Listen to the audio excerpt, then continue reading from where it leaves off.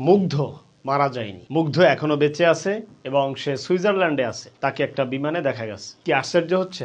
আমিও খবরটা শোনার পর আশ্চর্য হয়ে গেলাম। আমি যদি সরাসরি আপনাদেরকে খবরটা দেখাই, আপনারাও আশ্চর্য হবেন। দেখেন এখানে ঘটনা কি তাহলে সত্যি? পানি লাগবে, পানি লাগবে, মুগ্ধ মারা যায়নি। তার কবর কোথায়? মুগ্ধ মারা যায়নি, হঠাৎ সোশ্যাল মিডিয়ায় গরম। আসলেই কি মুগ্ধ মারা যায়নি? চ্যানেলটার নাম দেখুন, গোলাম সরোয়ার 71।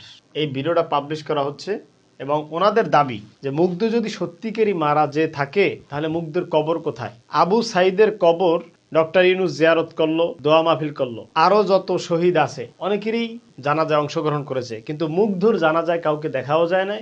এমনকি মুগ্ধর কবরটাও এখন পর্যন্ত পাবলিকের সামনে আসে নাই। সেখান থেকেই সন্দেহের যাত্রা শুরু হয়েছে। এই ভিডিওতে 2 মিনিট 57 সেকেন্ডে উনি এটাই বলতে চেয়েছেন যে মুগ্ধ বেঁচে আছে, বরংস ডক্টর ইউনূস প্ল্যান করে একটা লাশ 30 লক্ষ টাকার বিনিময়ে একটা পরিকল্পনা মাফিক বাংলাদেশে একটা গণহত্যা অথবা একটা অরাজকতা বা অথবা শেখ হাসিনাকে হটানোর একটা প্ল্যান এটা ওনারা তৈরি করেছে। এটা ওনাদের দাবি।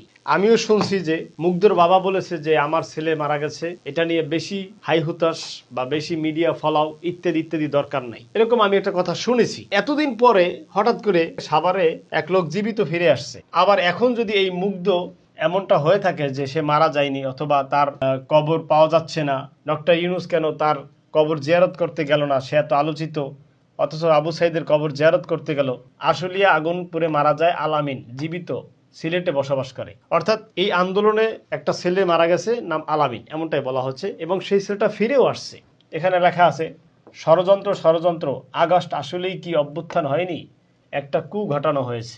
এরপরে আপনারা এখানে দেখতে পাচ্ছেন আরেকজন কমেন্ট করেছে, শহীদুল ইসলাম, সত্যি মুগ্ধের কবর জিয়ারত করতে তো কাউকে দেখা যায় নাই। যদি আপনাদের নজরে এসে থাকে যে মুগ্ধর কবর কোথায় এবং কি এখন যে অবস্থা দাঁড়িয়েছে তাতে সার্জিস, হাসানাত আব্দুল্লাহ, তারপরে ডক্টর ইউনূস, বিশেষ করে মুগ্ধর বাবা মার প্রমাণ করতে হবে, বিশেষ করে মুগ্ধর ভাই স্নিগ্ধ, তারও প্রমাণ করতে হবে যে হ্যাঁ তার ভাই মারা গেছে এবং তাদের কবর অমুক জায়গায় আছে। এখন মানুষ প্রমাণ চাইবে, কারণ ওই যে সাভারে একটা লোক ফিরে আসছে, মৃত ফিরে আসছে আলামিন, এখন সেখান থেকে এখন বিভিন্ন কথা হচ্ছে। বাদ বাকি আল্লাহ ভালো জানে।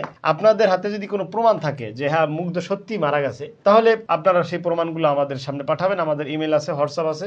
আরেকজন কমেন্ট করছে, ভাই আপনার কথায় যুক্তি আছে 100%, কারণ মুগ্ধর কবর তো কাউকে যেতে দেখিনি এবং কি টিভির খবরে, মোবাইল, ইউটিউব এবং দেখিনি কেউ বলতে শুনেছে মুগ্ধর বাবা মা মামলা করেনি।